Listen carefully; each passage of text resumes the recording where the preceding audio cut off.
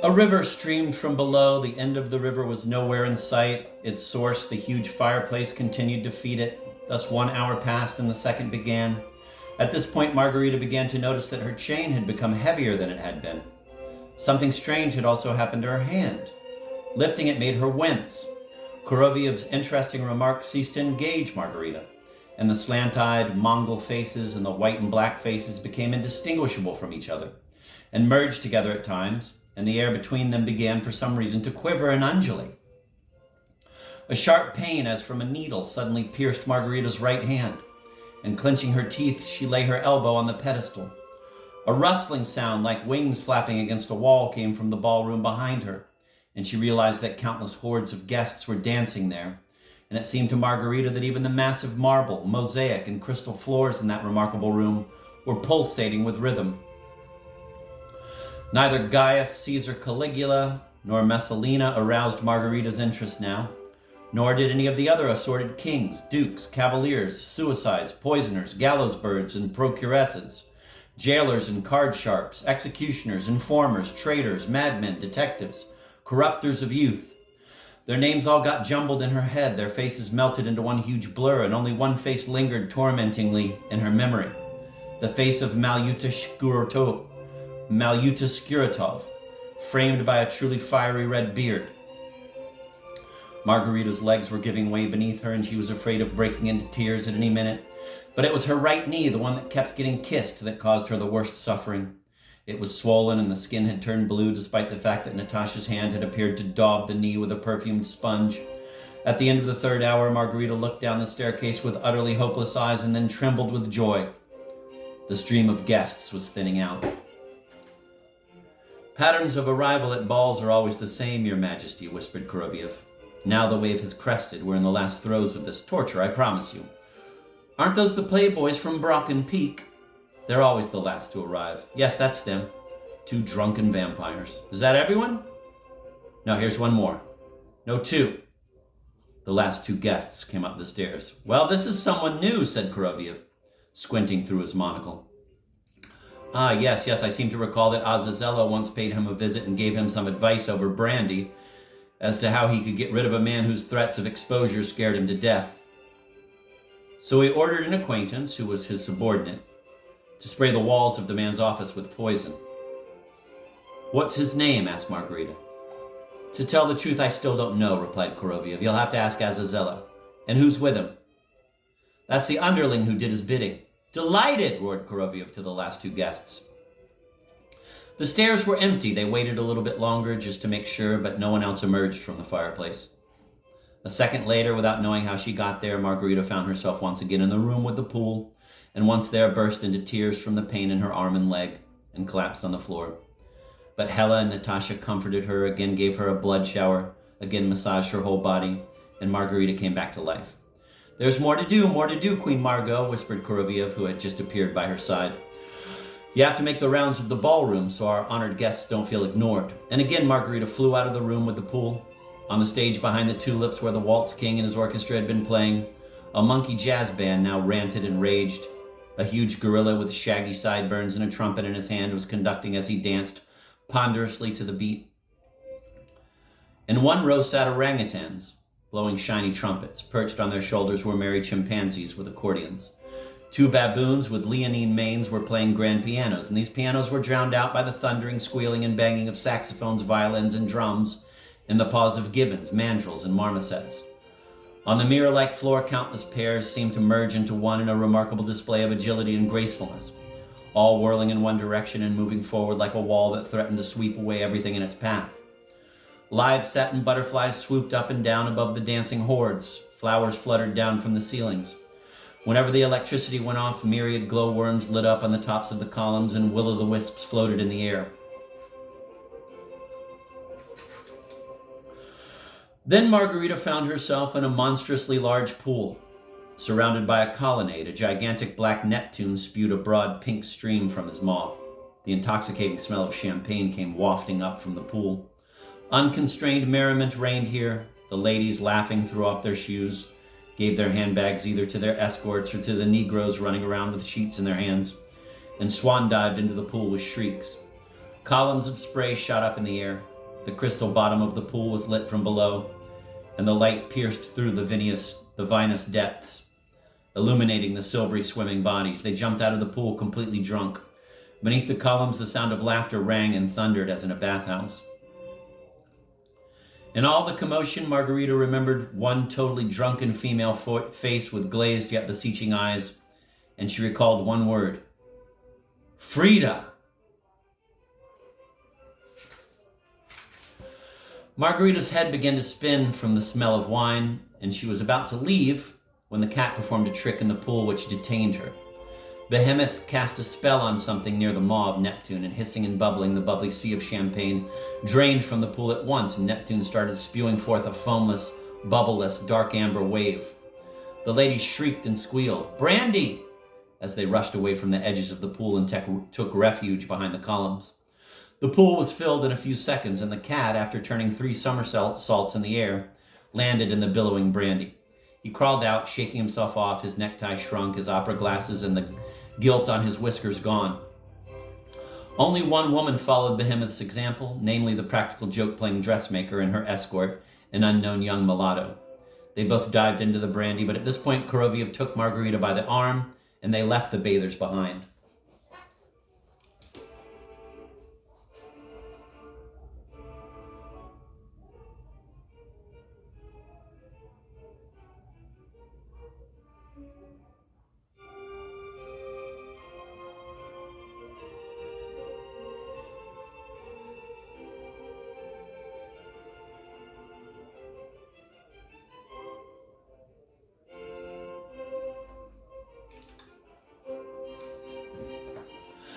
It seemed to Margarita that she flew through a place where she saw mountains of oysters and huge stone ponds. Then she was flying over a glass floor with hellish furnaces blazing beneath it and diabolical white chefs scurrying about tending them. Then somewhere, she was no longer sure where, she saw dark cellars where candelabra were burning, where girls were serving sizzling meat on red-hot coals, and where people were drinking to her health out of large tankards. Then she saw polar bears playing accordions and doing a Russian folk dance on a stage. A salamander magician who was not burning in the fireplace. And for the second time, her strength began to fail her. "One last entrance," whispered Koroviev anxiously, "and we're free."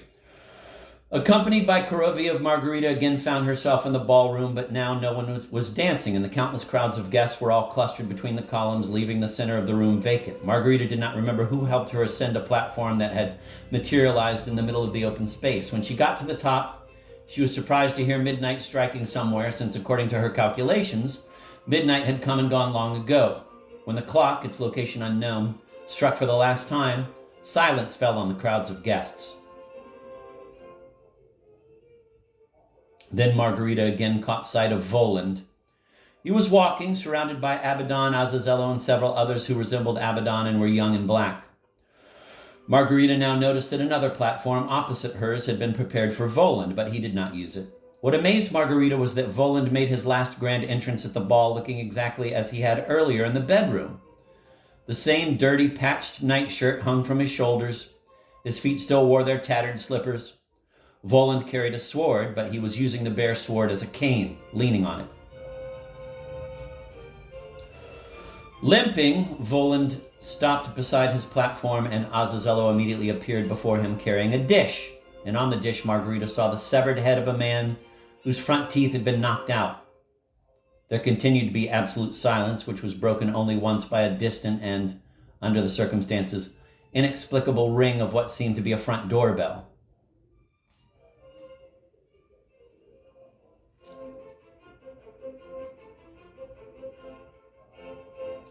"Mikhail Alexandrovich," said Voland quietly to the head, and then the eyelids of the slain man opened, and Margarita shuddered when she saw that the eyes on the dead face were alive and full of thought and suffering. "Everything came true, didn't it?" continued Voland, looking into the head's eyes. "Your head was cut off by a woman, the meeting never took place, and I'm living in your apartment. That is a fact. And a fact is the most stubborn thing in the world. But now we're interested in facts to be rather than this already accomplished fact. You are always an avid proponent of the theory that after his head is cut off, a man's life comes to an end. He turns to dust and departs into non-being. I have the pleasure of informing you in the presence of my guests, although they actually serve as proof of a different theory altogether, that your theory is both incisive and sound. However, one theory is as good as another. There is even a theory that says that to each man it will be given according to his beliefs. May it be so. You are departing into non-being, and from the goblet into which you are being transformed, I will have the pleasure of drinking a toast to being. Voland raised his sword. Here the skin covering the head darkened and shriveled, then fell off in pieces. The eyes disappeared. And soon Margarita saw on the dish a yellowish, emerald-eyed skull on a gold stem. The top of the skull opened on a hinge. "This very second, Monsieur," said Koroviev in response to Voland's questioning gaze, "he shall appear before you. In this tomb-like silence I can hear his patent leather shoes squeaking and his glass tinkling as he puts it down on the table after drinking champagne. The last glass of his life. And here he is now." A new guest, who was quite alone, entered the ballroom and headed in Voland's direction. On the outside, he was no different from the other male guests, except for one thing. He was so upset he was literally shaking, which was obvious even from far away. Red blotches glowed on his cheeks, and his eyes were darting about with alarm. The guest was flabbergasted, which was completely understandable. Everything he saw astounded him, Voland's outfit in particular. However, the guest was received with marked affection. "Ah, my dear Baron Magel," said Voland with an affable smile as he turned to his guest, whose eyes were popping out of his head. "I am delighted to present you," said Voland to his guests, "the highly esteemed Baron Magel, a member of the Theatrical Commission, whose job is to acquaint foreigners with the sights of the capital." Here Margarita froze because she suddenly realized who Magel was. He had crossed her path several times in the theaters and restaurants of Moscow. Wait a minute, thought Margarita. Does that mean that he's dead too? But the matter was soon clarified. "The kind Baron," continued Voland with a joyous smile, "was charming enough to call me as soon as he learned of my arrival in Moscow and offer me his specialized services, that is, as a guide to the sights of the city. It goes without saying that I was happy to invite him for a visit." Just then Margarita saw Azazello hand Koroviev the dish with the skull-shaped goblet. "By the way, Baron," said Voland, suddenly lowering his voice and speaking chattily, "rumors are circulating regarding your extraordinary inquisitiveness. They say that this, meshed with your no less developed talkativeness, has begun to attract general attention. Moreover, spiteful tongues have dropped the words informer and spy, and in addition there is an assumption that this will lead you to a sorry end in less than a month, and so, to save you the bother of a tiresome wait, we have decided to come to your aid and to take advantage of the fact that you wangled yourself an invitation here with the express purpose of eavesdropping and spying on everything you could." The Baron became even paler than Abaddon, who was exceptionally pale by nature, and then something strange happened. Abaddon appeared before the Baron and took his glasses off for just a second. At the same moment, something flashed like fire in Azazello's hand, and there was a soft noise like a hand clap, and the Baron started to fall backwards as scarlet blood spurted from his chest and soaked his starched shirt and vest. Koroviev held the goblet under the pulsing stream, and when it was full, he gave it to Voland. By that time, the Baron's lifeless body was already on the floor. "Ladies and gentlemen, I drink to your health," said Voland softly, and raising the goblet, he touched it to his lips.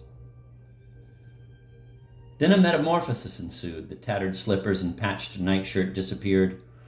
Voland was now wearing a long black robe with a steel saber on his hip.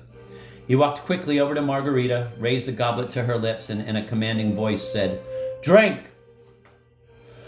Margarita's head began to spin. She swayed, but the goblet was already at her lips, and voices who she could not tell whispered in both ears, "Don't be afraid, your majesty, don't be afraid, your majesty. The blood has already seeped down into the earth, and there where it spilled clusters of grapes are already growing."